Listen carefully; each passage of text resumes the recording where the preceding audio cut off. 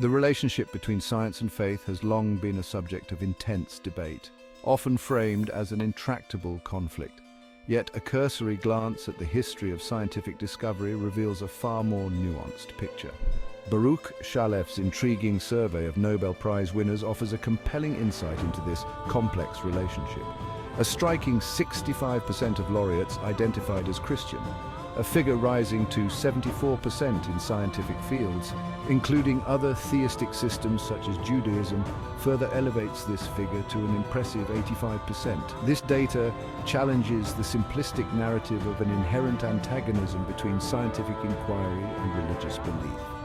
This essay delves into this apparent paradox by examining the claims of four prominent figures often dubbed the Four Horsemen of New Atheism: Richard Dawkins, Daniel Dennett, Sam Harris, and the late Christopher Hitchens. The Four Horsemen rose to prominence through their assertive critiques of religion, arguing for its incompatibility with reason and scientific understanding. They posit that faith is inherently irrational, inhibiting intellectual progress and societal well-being. Their arguments, however, have not withstood scrutiny unscathed. Each horseman has faced significant pushback from academics and thinkers within their respective fields, exposing logical fallacies, factual inaccuracies, and a lack of scholarly rigor.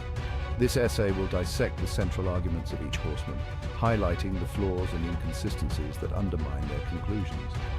Furthermore, we will contrast their approach with the intellectual humility, dedication to evidence-based reasoning, and openness to exploring the unknown, qualities often associated with recipients of the Nobel Prize. Daniel Dennett, a prominent philosopher of mind, attempts to demystify religion in his book Breaking the Spell. He views religious belief as an evolutionary byproduct, suggesting that it should be studied with the tools of scientific naturalism.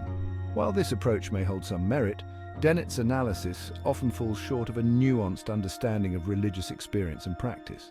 Critics argue that Dennett's reductionist approach fails to grasp the depth and complexity of religious traditions, reducing them to mere biological or social phenomena. His analysis overlooks the profound philosophical and theological discussions that have shaped religious thought for centuries. In The Moral Landscape, neuroscientist Sam Harris argues that morality can be derived solely from scientific principles, specifically from understanding human well-being. He contends that science can determine objective moral truths, rendering religious frameworks irrelevant. However, Harris's approach has been widely criticized for its philosophical naivete. Critics point out that defining well-being in purely scientific terms is inherently problematic. What constitutes a flourishing life is a value judgment, influenced by cultural, philosophical, and even religious perspectives. Harris's attempt to reduce morality to brain states fails to account for the complex interplay of factors that shape ethical decision-making. Section 5, Christopher Hitchens, Razor-Sharp Rhetoric, Dull Evidence. The late Christopher Hitchens, a renowned journalist and essayist, was a vocal critic of religion. He argued that faith is inherently irrational and detrimental to human progress. While Hitchens's eloquence and wit were undeniable, his arguments often lacked intellectual rigor. Critics accused Hitchens of employing straw-man arguments, misrepresenting religious doctrines, and cherry-picking historical examples to fit his narrative. His work often prioritized polemic over nuanced analysis, sacrificing accuracy for rhetorical flourish. Section 6, Richard Dawkins, the showman of scientism. Richard Dawkins, an evolutionary biologist, rose to prominence with his book The Selfish Gene. While his contributions to evolutionary theory are undeniable, Dawkins has been criticized for his strident atheism and often simplistic portrayal of religion. His later works, such as The God Delusion, have been accused of misrepresenting scientific concepts to advance an anti-religious agenda.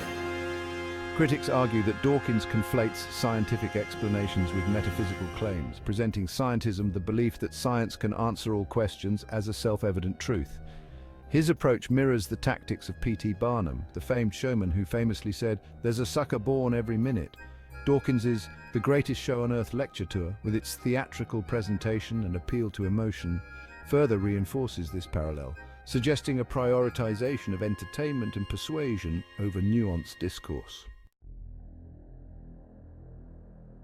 Section 7. The allure and illusion of simplistic answers. The popularity of the Four Horsemen can be partly attributed to their ability to offer seemingly straightforward answers to complex questions. In an age of information overload and uncertainty, their pronouncements provide a sense of clarity and intellectual superiority. However, this allure of simplicity often comes at the expense of accuracy and depth. Their approach overlooks the inherent ambiguity of human existence and the limitations of any single discipline, including science, to provide all-encompassing answers. The complexities of the cosmos, the intricacies of consciousness, and the enduring mysteries of human experience defy reductionist explanations. Section 8. The Nobel Path, Rigor, Humility, and the Unknown. The Nobel Prize, awarded for exceptional contributions to humanity, often reflects a different set of values. Laureates across disciplines typically demonstrate intellectual humility, acknowledging the limits of their knowledge and the vastness of the unknown. Their work is characterized by a dedication to rigorous inquiry, a willingness to challenge assumptions, and an openness to revising conclusions in light of new evidence. This commitment to seeking truth, regardless of where it may lead, stands in stark contrast to the often dogmatic and ideologically driven approach of the Four Horsemen. The Nobel Path embodies a spirit of exploration and discovery, embracing the mystery and wonder that lie at the heart of the human experience. Section 9. Faith and Science, a false dichotomy. The Four Horsemen present a false dichotomy between faith and science, suggesting that one must choose between religious belief and a rational scientific worldview. This either-or proposition ignores the rich history of interplay between these two domains. Throughout history, individuals have found no inherent conflict in embracing both scientific inquiry and religious faith. From Gregor Mendel, the father of genetics and an Augustinian friar, to Georges Lemaitre, the physicist who proposed the Big Bang Theory, and a Catholic priest, countless individuals have found harmony between their scientific pursuits and religious convictions. Section 10. The profit of provocation, when ideas become commodities. The success of the Four Horsemen raises important questions about the commodification of ideas in the public sphere. Their confrontational style, often bordering on the theatrical, has proven commercially successful, filling auditoriums and generating significant book sales. This raises the question, have their arguments gained traction due to their intellectual merit, or have they been amplified by a culture that rewards provocation and sensationalism? The line between promoting critical thinking and peddling intellectual entertainment can become blurred when financial incentives come into play. Section 11. Beyond the Arena, a call for nuanced dialogue. The Four Horsemen have undoubtedly contributed to the public discourse on religion and science. However, their approach, often characterized by oversimplification and a lack of scholarly rigor, ultimately hinders a deeper understanding of these complex issues. Moving forward, it is essential to cultivate a more nuanced and respectful dialogue, one that acknowledges the complexities of both faith and science. This requires engaging with religious traditions on their own terms, recognizing their intellectual depth and cultural significance, and resisting the temptation to reduce them to simplistic caricatures. Only through genuine dialogue and a willingness to grapple with nuance can we hope to bridge divides and foster greater understanding in an increasingly polarized world.